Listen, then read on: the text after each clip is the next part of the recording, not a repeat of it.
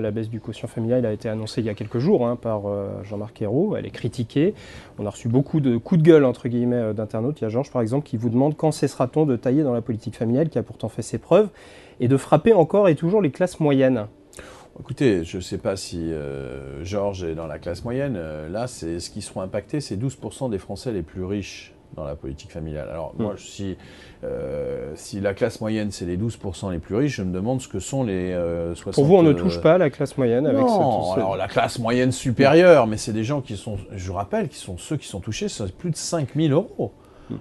C'est quand même pas rien. Moi, je dis pas que c'est la grande richesse. Je sais que M. Bill Gates est plus riche, ou d'autres en France. Mais 5 000 euros, c'est quand même confortable, on va dire ça. Alors, je rappelle que le niveau moyen, médian des Français, c'est 1 500 euros, 1 600 euros. Donc 5 000, ça concerne 12% des gens les plus riches. Mais à l'heure où on parle d'une stabilisation de la fiscalité en 2014, on parle vraiment de stabiliser les choses. Là, on parle quand même d'1 milliard d'impôts en plus, puisque c'est de ça. Voilà, alors moi je ne veux pas jouer sur les mots, on va dire qu'il y aura plus d'impôts qui seront payés, mais en fait c'est une diminution de la diminution d'impôts. Bon.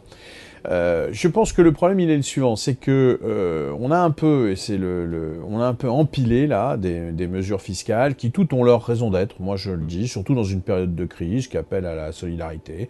Oui, la progressivité de l'impôt sur le revenu est plus forte. Oui, la taxe à 75%. On limite.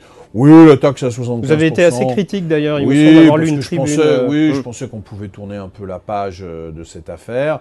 Là, le dispositif est un dispositif adopté qui va bientôt se terminer. C'est la taxe de trop Non, le problème, c'est qu'on a l'impression qu'il y a un petit peu d'impressionnisme fiscal. Et que tous les matins, il y a une annonce. Il y a une petite taxe qui vient... Bon, je pense qu'il faudrait rassembler tout ça et avoir une attitude C'était dans le programme de François Hollande, une grande réforme fiscale. Voilà. On ne l'a pas eu, cette réforme. Je suis d'accord avec vous, parce qu'il y avait l'urgence, parce qu'une grande réforme fiscale demande beaucoup de travail. Hein. C'est pas si simple. S'il y avait qu'à écrire une ligne, on le saurait.